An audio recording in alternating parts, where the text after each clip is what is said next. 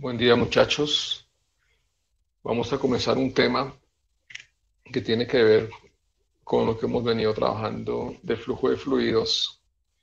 Específicamente hablaremos de las operaciones de disolución y extracción en las diferentes fases líquidas sólidas. Definimos como extracción una operación unitaria que consiste en hacer pasar un cuerpo, una masa, sea líquida, sea sólida, sea gaseosa, de una fase a otra, considerando la extracción un fenómeno inverso a la absorción. Los componentes tendremos un producto sólido o líquido de interés y un solvente generalmente líquido. La extracción, lo mencionamos hace un instante, es un fenómeno eh, contrario a la absorción. En la absorción hay predominio de fuerzas intermoleculares, ¿sí? Donde unas moléculas están adheridas a una superficie.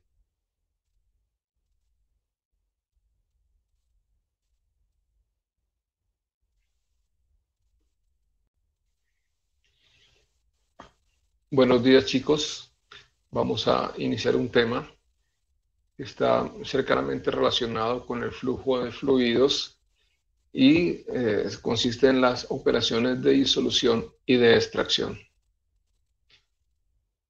Consideraremos la extracción como una operación unitaria consistente en hacer pasar un cuerpo, bien sea que esté en fase líquida, bien sea que esté en fase acuosa, en fase gaseosa, a otra fase, generalmente líquida. Físico-químicamente es un fenómeno inverso a la absorción y lo que tiene son unos componentes que serán los productos sólidos o líquidos de interés y unos solventes líquidos encargados de hacer esa extracción.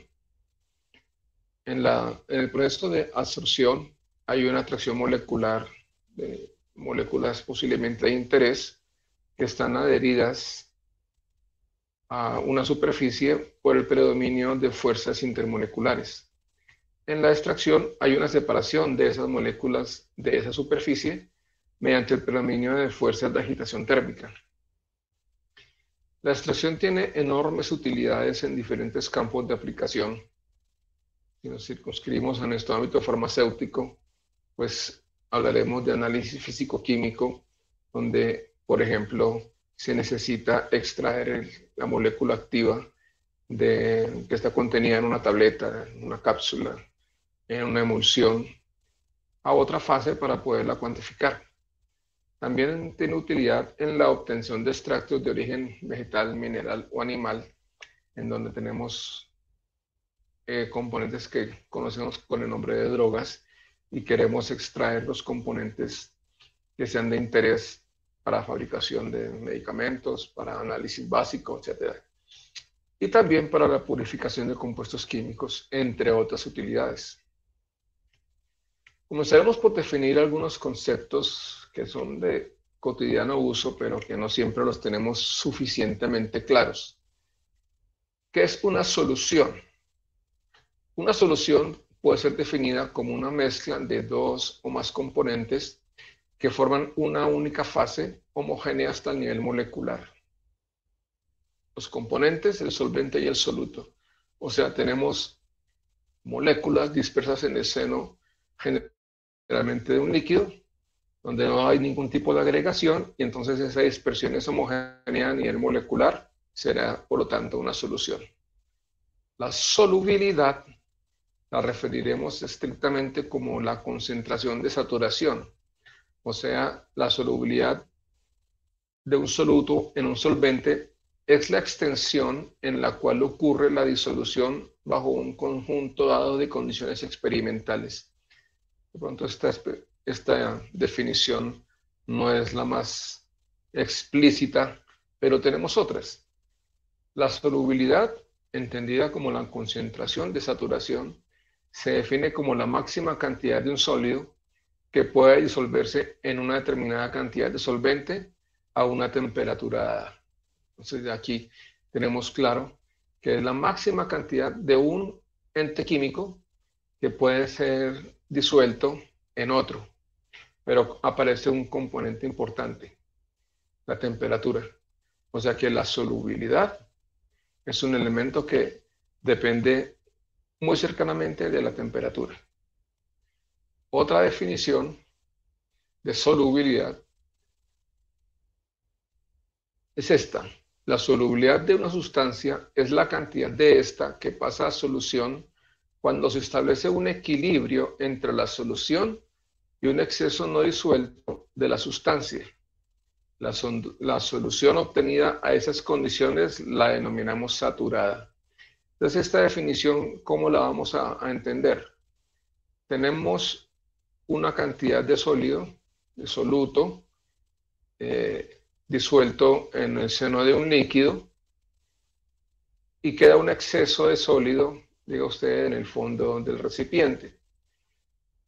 El sólido que está en el recipiente entra en equilibrio con la cantidad disuelta en el seno de ese líquido. O sea, unas moléculas salen del cristal al seno del líquido, pero por cada molécula que sale, una entra. ¿Sí? Se establece un equilibrio dinámico.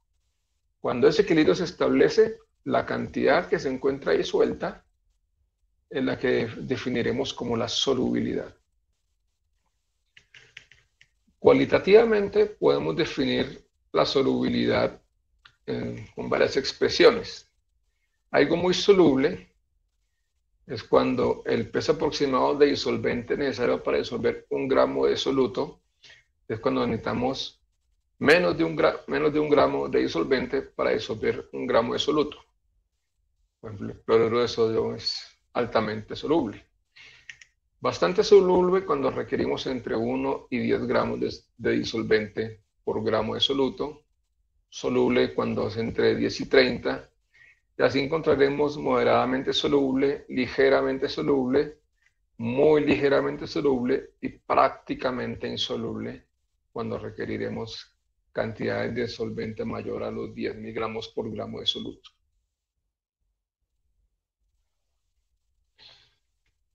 Tercer componente o tercera definición que debemos conocer claramente, disolución. Vimos solución, vimos solubilidad, ahora miremos qué es disolución. La disolución es un proceso de transferencia de moléculas o iones del estado sólido hacia la solución. Entenderemos que un sólido se disuelve cuando las fuerzas de atracción entre las moléculas del solvente y las del soluto son mayores que las fuerzas de cohesión del sólido. En el caso contrario, el sólido es insoluble en tal solvente. Entonces, la disolución ocurre cuando las fuerzas de atracción que tiene el solvente son suficientemente fuertes como para arrancar moléculas o iones que están atrapadas en el cristal de soluto que se pretende disolver. Entonces entenderemos que una sustancia es soluble en otra cuando se atraen. Allí aparece el concepto de soluble en similar. Es decir, que una sustancia se disuelve en otra cuando la polaridad de sus moléculas es similar a la de las moléculas del disolvente.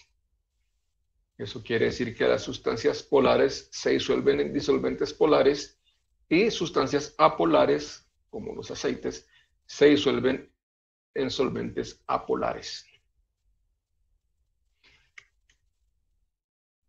El proceso de disolución tiene 3 etapas. Las han definido de la siguiente manera. 1. Una molécula de soluto es removida del cristal por acción de la atracción de las moléculas del disolvente sobre el cristal. Entonces, una moleculita es arrancada del cristal. La siguiente etapa, en el disolvente se crea una cavidad para esa molécula. Si ese es el disolvente, se hace un agujero, un hoyito, en donde en la tercera etapa la molécula del soluto se inserta en la cavidad. Decíamos entonces que para que ocurra el proceso de disolución se requieren interacciones entre el disolvente y el soluto. Entonces miremos qué pasa cuando el soluto polar está en contacto con un disolvente no polar. Imaginen ustedes que estamos intentando disolver cloruro de sodio en aceite. No se produce disolución porque las moléculas no polares no solvatan a los iones, o sea, no los atrapan como veíamos en el proceso anterior, y no pueden superar la energía necesaria para romper los enlaces cristalinos. Aquí no estamos hablando de enlaces químicos. Esto debido a que las fuerzas intermoleculares de las sustancias polares son más fuertes que las atracciones no polares.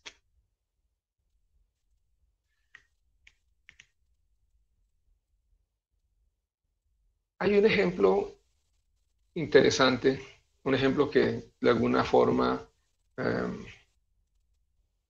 va en contra de la regla, pero es que los absolutos pueden que no existan. Anteriormente, cuando no existía la luz eléctrica, pues la gente tenía que iluminarse con lámparas, y algunas lámparas eran de querosene o de aceite de oliva, por allá en la antigüedad, Oriente Medio, era la forma de alumbrarse por las noches. Resulta que ustedes podrían hacer el ensayo si tienen posibilidad de hacerlo.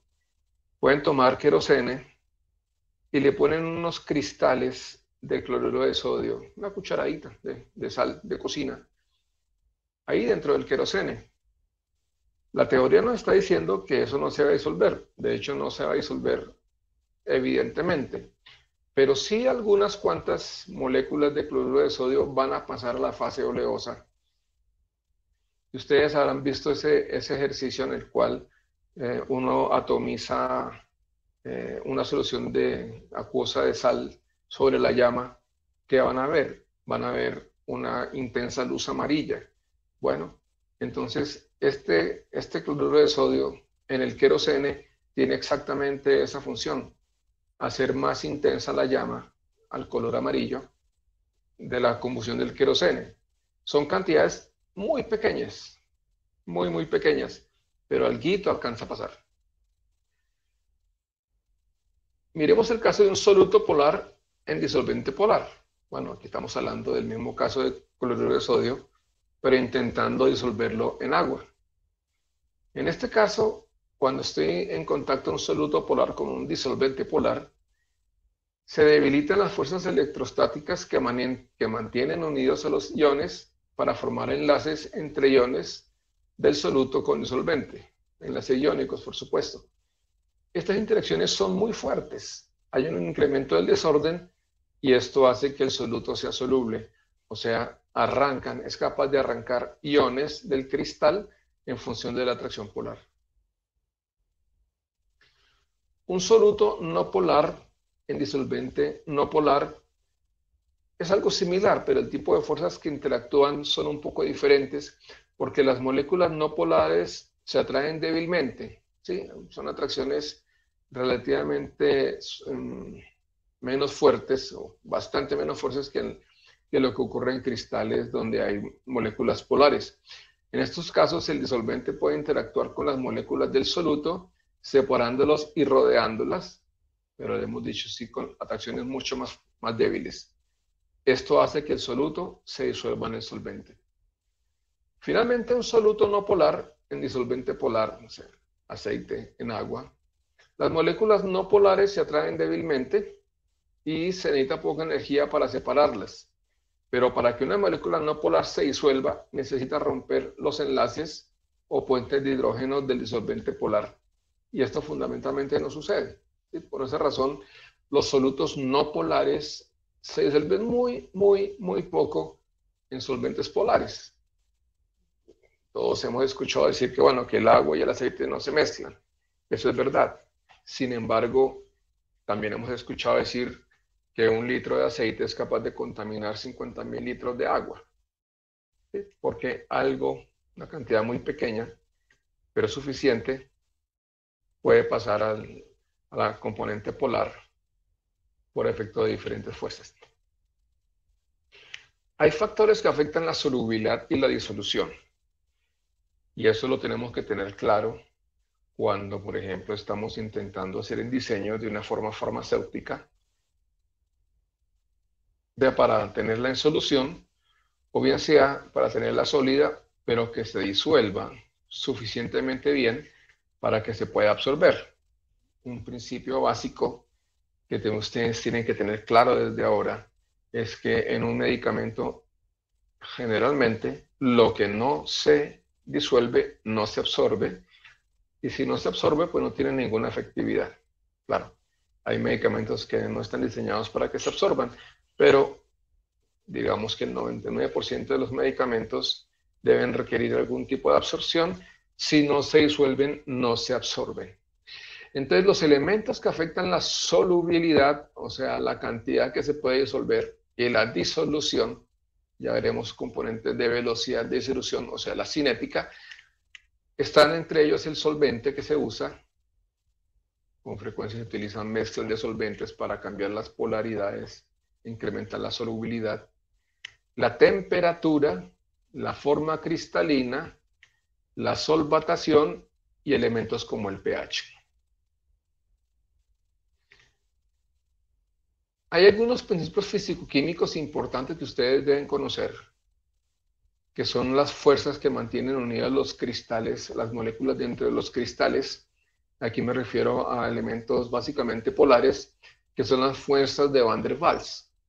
Las fuerzas de Van der Waals, digo fuerza porque son varias, es la fuerza atractiva o repulsiva entre moléculas distintas al enlace covalente o al iónico, o a la interacción electrostática de iones con otros iones o con moléculas neutras. Estas fuerzas de Van der Waals han sido ampliamente estudiadas o que responden en gran manera al comportamiento de las moléculas dentro de los cristales.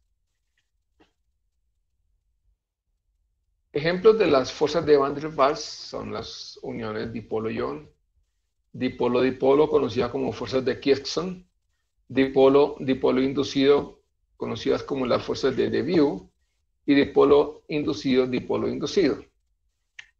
Iones dipolo están, por ejemplo, las soluciones de cloruro de sodio, que se solvatan. Dipolo-dipolo, soluciones de alcaloides y aminas. Dipolo con dipolo inducido, solución de azúcar en agua. Dipolo inducido con dipolo inducido, soluciones alcohólicas. En ellas, en todas estas, el solvente es agua.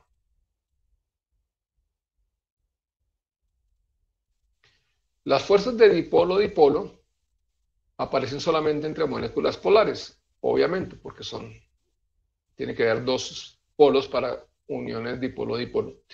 Se producen por las atracciones electrostáticas entre la zona cargada negativamente y la positiva de otra, lo que provoca que las moléculas se vayan orientando, así como si fueran pequeños imanes. Las fuerzas dipolo inducido, dipolo-dipolo inducido, un dipolo es el agua, por ejemplo, y un dipolo inducido puede ser la sacarosa, ¿sí? Una molécula polar induce un dipolo en otra molécula no polar. Cuando la glucosa está sólida, realmente no es una molécula polar, pero cuando entra en contacto con agua se genera un dipolo, llamaremos eso un dipolo inducido, de manera que esa atracción electrostática facilita la disolución de esa molécula que adquirió características polares al contacto con un líquido polar. Dipolo inducido con dipolo inducido son moléculas que no contienen dipolos en estado sólido, pero cuando entran en contacto entre ellas o con un solvente adquieren características polares. Esto porque una molécula es una entidad no estática, ¿sí?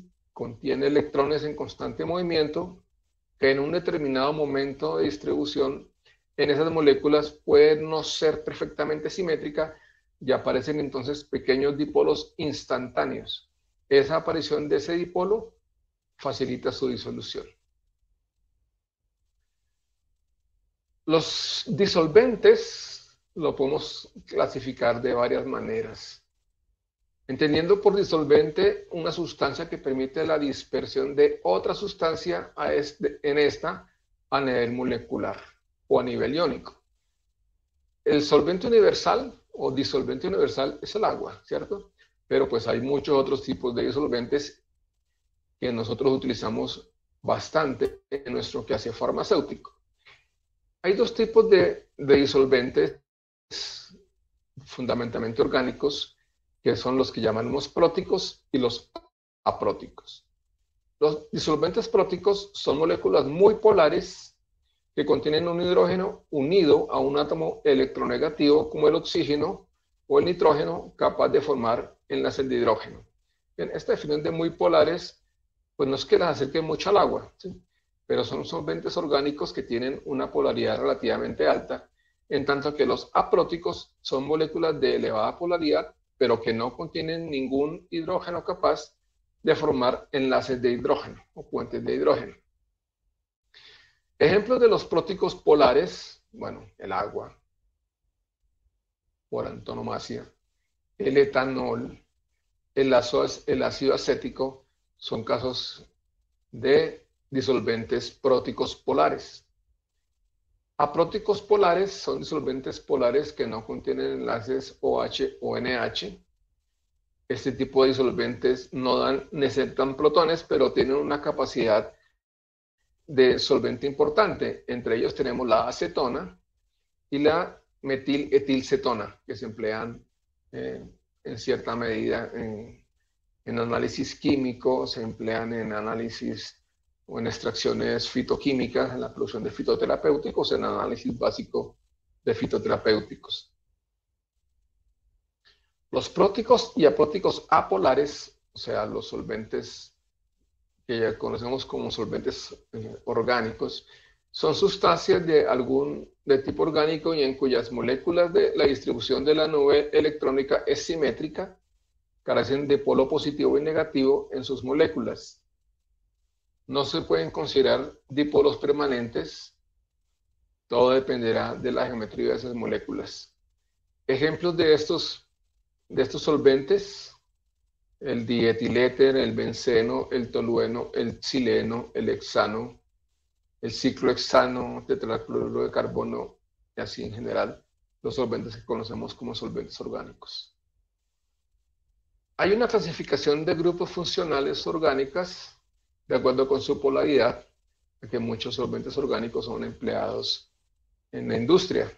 Los más polares son las amidas, seguida de los ácidos, seguida de los alcoholes, seguido de las cetonas, seguido de los aldehídos, vienen las aminas, los ésteres, los éteres, y los menos polares, los alcanos, como el ciclohexano, como el hexano, etc.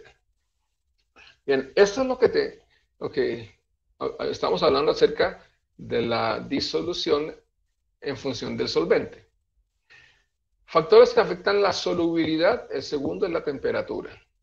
En general, el incremento de la temperatura se verifica en un incremento en la cantidad de soluto que es posible disolver en un solvente.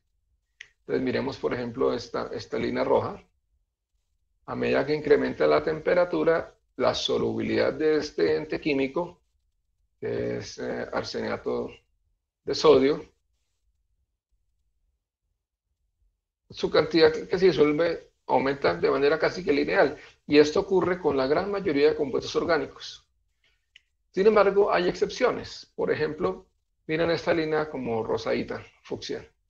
El cloruro de sodio tiene una elevada solubilidad, pero independiente de que incrementemos la temperatura, no incrementa la solubilidad significativamente. O sea, la cantidad que se disuelve no es muy diferente entre, digamos, 20 grados Celsius y casi que el agua hirviendo. La cantidad no cambia mucho. Lo que sí cambia es la velocidad con que lo hace. Pero eso es otra cosa, lo que llamamos cinética. Lo veremos más adelante. Cosas raras, por ejemplo, esto que está aquí, esta línea azul oscurita. Esta es la línea de la solubilidad del sulfato de sodio. Fíjense que llega un momento en que la temperatura incrementa y la solubilidad incrementa de manera más o menos exponencial. Pero llega un punto en que si la temperatura sigue subiendo, la solubilidad decae. Esto ocurre porque el sulfato de sodio normalmente viene hidratado, y cuando está hidratado tiene estas características. Sin embargo, cuando alcanza una temperatura, aquí está alrededor de los 35, 36 grados Celsius, se deshidrata y al sufrir esa deshidratación la solubilidad disminuye. Aquí el sulfato de cerio es una cosa muy particular, no he encontrado la explicación, pero al incrementar la temperatura su solubilidad disminuye. Los gases también tienen otra historia, lo veíamos en la clase anterior. Los gases, en la medida que incrementa la temperatura, disminuye su solubilidad. Por eso es que las gaseosas toca gasificarlas a temperatura muy baja. Un tercer elemento que afecta la solubilidad es la forma cristalina. Y la forma cristalina de un compuesto es algo que es cotidiano nosotros, aunque de pronto no lo tenemos tan presente.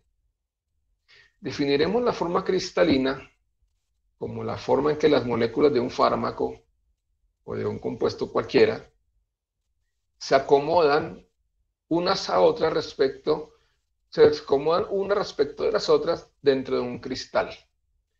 Eso se denomina forma cristalina. Yo siempre les pongo un ejemplo, aunque con frecuencia no me entienden el ejemplo, pero para mí es significativo.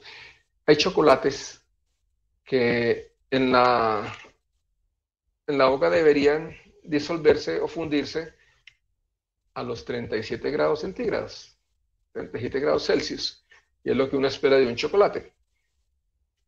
El chocolate está hecho de manteca de cacao, y la manteca de cacao tiene varias formas cristalinas, una que funde a los 37 y otra que funde a los 42 grados Celsius.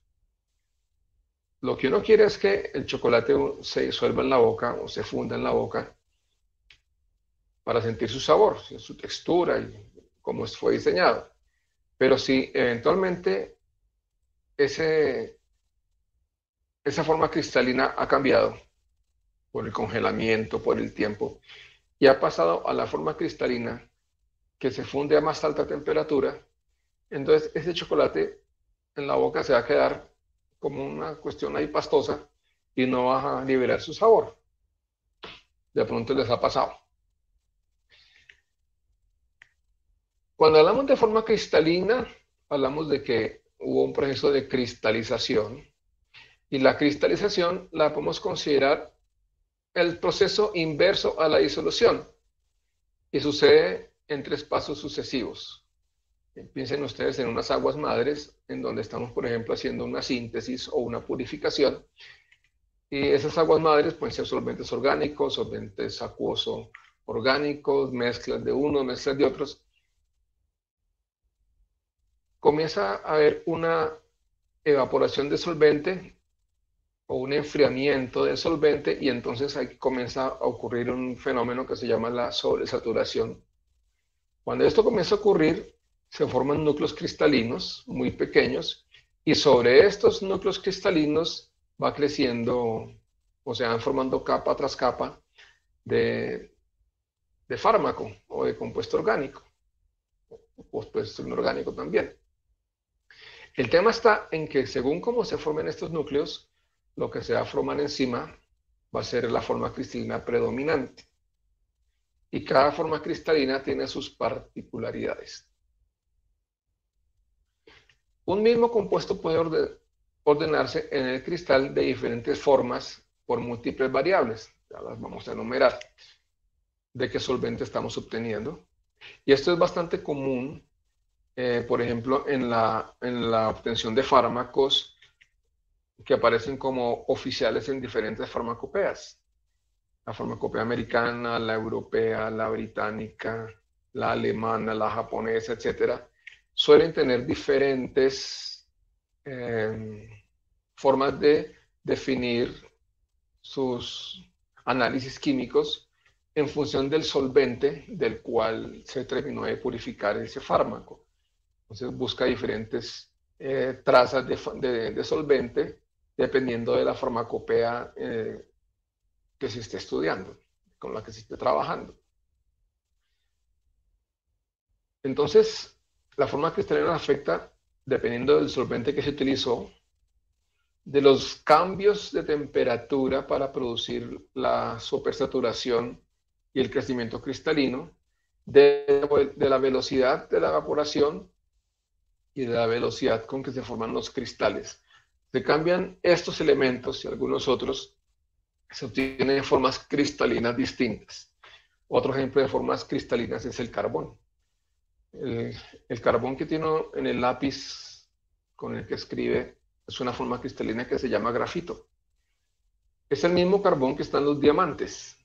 Es exactamente el mismo carbón, pero la forma cristalina que tiene el carbón en el grafito es una, y la forma cristalina que tiene el carbón en un diamante es otra.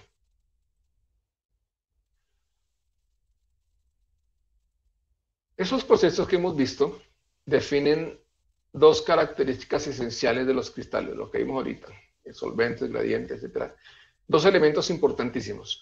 Uno, la estructura o forma cristalina, entendiendo esta, como ya dijimos, la manera en que las moléculas se acomodan unas respecto de otras dentro del cristal. Y una segunda, el hábito cristalino, que es la forma exterior del cristal. No necesariamente una forma cristalina se verifica en un hábito cristalino siempre igual. Esto es un estudio de cristalografía que los señores geólogos conocen supremamente bien. Nosotros aprendimos esto de los amigos geólogos. Pero hay algo muy importante, circunscribiéndonos a la calidad de las materias primas, de los componentes activos de nuestros medicamentos, las diferentes formas cristalinas de un mismo compuesto se denominan polimorfos y los polimorfos se comportan de manera distinta.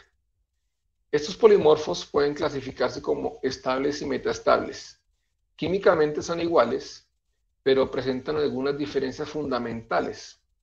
Entre las diferencias más importantes están diferentes diferencias en los puntos de fusión. Por ejemplo, los polimorfos estables, ya veremos qué es eso de estables, mayor punto de fusión, menor solubilidad, menor energía de red, pero lo más importante que nos tiene que llamar la atención, biológicamente suelen ser menos activos.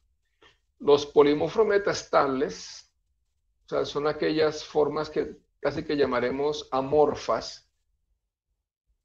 suelen tener menor punto de fusión, mayor solubilidad, mayor energía de red y generalmente son biológicamente más activos. Los polimorfos estables suelen formar estructuras cristalinas muy bien definidas. Los polimorfos metaestables suelen organizarse de manera aleatoria, desordenada y no tienen las características de un cristal. Al ser los polimorfos estables mucho más organizados, tienen un mayor punto de fusión. ¿Por qué razón? Fíjense esto, tienen menor energía de red. Quiere decir que para desorganizar esas moléculas del cristal o para disolverlas, como tienen menor energía de red, o sea, una menor energía residual, se necesita mayor energía para hacer una disolución. Hagan de cuenta que ustedes necesitan sacar, digan ustedes, una pelota que se cayó dentro de un agujero. En la medida que ese agujero esté más profundo, más esfuerzo necesitan para poderla sacar. Ese más profundo quiere decir menor energía de red, menor energía residual. A forma contraria, los polimorfos metaestables tienen un menor punto de fusión, o sea, funden a temperaturas más bajas. ¿Por qué? Porque tienen una energía de red residual mayor. Como tienen una energía residual, la que hace falta para fundirlos es más poca, es más bajita, ¿sí? Entonces hay que darles menos energía. Por la misma razón, no tienen un atrapamiento en una red cristalina, entonces la solubilidad es más fácil en tanto en la cinética, en la rapidez, como en la cantidad que se puede disolver de esas. Entonces tiene una mayor solubilidad. Si tiene una mayor solubilidad y la disolución es más rápida, biológicamente suelen ser más activos. Digo suelen ser porque pues siempre hay excepciones que regla. Algunos dicen que confirman la regla, pero bueno, no nos vamos a meter en esas discusiones. Miren este ejemplo. Fíjense ustedes cómo estos ácidos grasos se pueden organizar formando un puente de hidrógeno. Aquí formaron un puente de hidrógeno formando un anillo entre ellos dos, y entonces forma una especie de dímero. Esto es un tipo de polimorfo. Si este mismo ácido graso forma un puente de hidrógeno con el vecino, pero deja aquí el oxígeno libre para que otro venga, entonces esto va a ser una cosa muchísimo mayor que un dímero. Y entonces este será otro tipo de polimorfo. Al momento de intentar disolverlo para absorberlo, este polimorfo tendrá un comportamiento y este tendrá otro. Un caso emblemático, el del palmitato de cloranfenicol, que hay una historia a nivel nacional, seguramente en algún momento se los van a contar. Pero resulta que hace años en el Ministerio de Salud necesitó cloranfenicol para tratar unas patologías infecciosas y resulta que la licitación se la ganó a alguien que tenía un palmitato de cloranfenicol que resultó ser menos activo. Y resultó ser menos activo porque el que tenía era un polimorfo muy diferente al del polimorfo que ordinariamente se venía trabajando de la marca original. Y fíjense lo siguiente, el cloranfenicol en forma de palmitato es un profármaco. O sea, hay que escindir el palmitato, o sea, esta cadena carbonada larga, para que el cloranfenicol quede libre y se absorba. Fíjense ustedes que si en el cristal el palmitato de cloranfenicol se organiza de esta manera, donde las colas están opuestas, esto tendrá una forma de disolverse, en tanto que si las colas están unas alternadas con la otra, no opuestas como están acá, sino alternadas, las fuerzas orgánicas que son débiles, pero que son fuerzas de todas maneras, van a hacer que esto que está aquí sea mucho más difícil de disolver que esto que está acá. Si esto no se disuelve con la suficiente rapidez, no se va a poder hidrolizar, no se va a poder absorber y su efectividad como fármaco va a estar disminuida. Esa es una de las razones por las cuales nosotros tenemos que trabajar cercanamente con los polimorfos que son los indicados para la preparación de medicamentos. Lo que les mencionaba hace un ratito, las formas cristalinas del carbón.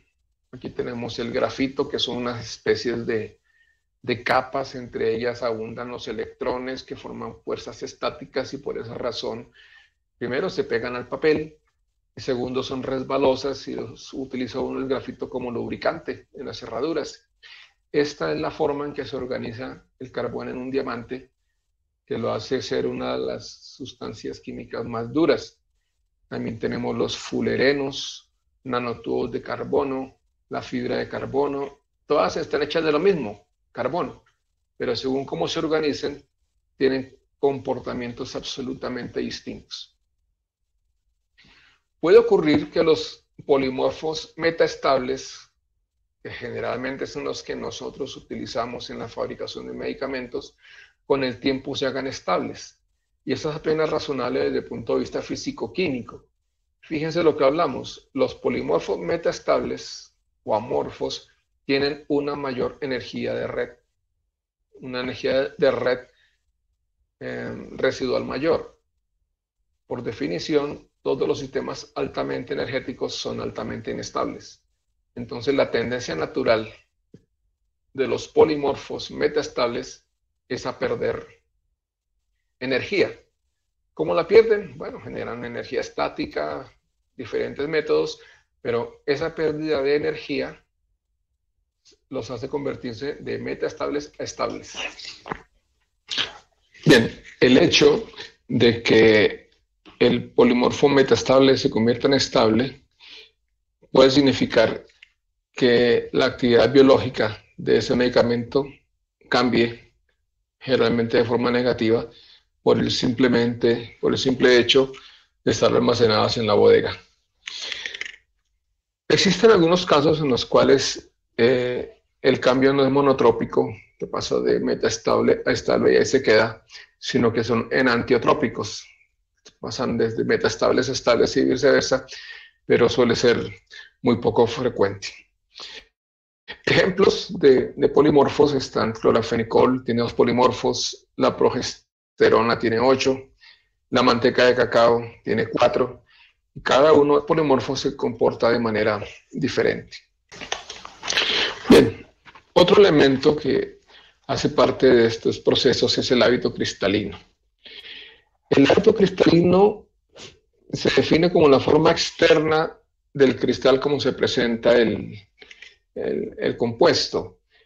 Ese es el que ustedes encuentran cuando buscan, por ejemplo, en el Merck Index, que aparece tal compuesto, tiene formas aciculares, o sea, como agujas, o son cristales monoclínicos, o son cristales triclínicos, en fin, diferentes definiciones. Este hábito cristalino suele tener poco impacto en las propiedades biofarmacéuticas de los medicamentos. O sea, compuestos con iguales formas cristalinas pueden tener diferentes hábitos y tener la misma velocidad de disolución, o la misma, muy similares, pero externamente son distintos. ¿En dónde está el impacto de los hábitos cristalinos? La diferencia de los hábitos suelen expresarse en los aspectos farmacotécnicos, ¿sí? En el diseño de medicamentos. Si estamos hablando de jarabes, pues realmente no tiene ningún efecto porque al momento de hacer la preparación el cristal se disuelve y el que hubiera venido de un hábito o de otro no tiene ningún valor. Pero si estamos hablando, por ejemplo, de preparación de inyectables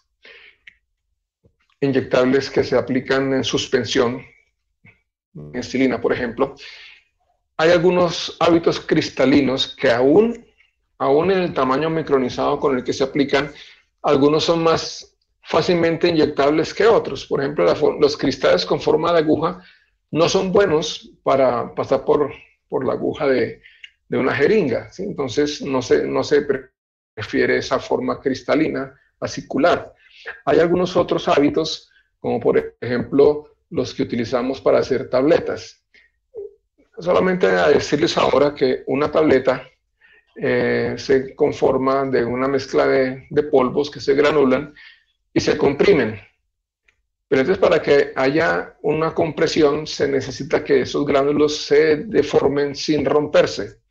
Si yo tengo, por ejemplo, fármacos en forma de escamas muy delgadas, no tienen para dónde deformarse, simplemente se van a pulverizar. Entonces, ese tipo de hábitos no son fáciles de comprimir. Entonces, el hábito eventualmente puede tener efectos en características farmacotécnicas. Otro elemento que afecta la solubilidad es la solvatación. Ustedes han escuchado hablar que, por ejemplo, el ácido cítrico es monohidratado, ¿sí? Una solvatación con una molécula de agua, pero hay otro tipo de solvatos, dependiendo de las aguas madres de donde se obtiene el compuesto puro. La solvatación sucede cuando durante la cristalización de ciertos compuestos cocristalizan moléculas de solvente dentro de los cristales del fármaco. Eso cambia fundamentalmente la forma cristalina. En algunos solvatos, el solvente es el responsable de la cohesión de la estructura mediante la formación de puentes de hidrógeno. Y entonces, con frecuencia, esas redes cristalinas son muy cerradas, son muy estrechas, con baja energía, y entonces hay solvatos que hacen más insolubles a los fármacos en ellas contenidos. Los hidratos son los más comunes, ¿sí? La modificación de cristal por solvatación puede afectar el punto de fusión y su solubilidad, tanto como para afectar su comportamiento farmacéutico, o sea, entendiendo la solubilidad como la cantidad que se va a disolver en determinado tiempo. Si glutetimida, por ejemplo, la anhidra tiene una solubilidad del 0.042%, mientras que la hidratada es casi la mitad, ¿sí? Eso hace que su solubilidad sea más baja. Por otra parte, los solvatos no acuosos tienden a ser más solubles en agua que los no solvatados, precisamente porque los solvatos no acuosos tienen menor tendencia a formar puentes de hidrógeno. Ejemplo, el solvato alcohol N-amílico del acetato de fluorocortisona es 5 veces más soluble que el compuesto de origen, pero porque tenemos energías de red distintas. El solvatado con acetato de etilo es 2 veces mayor.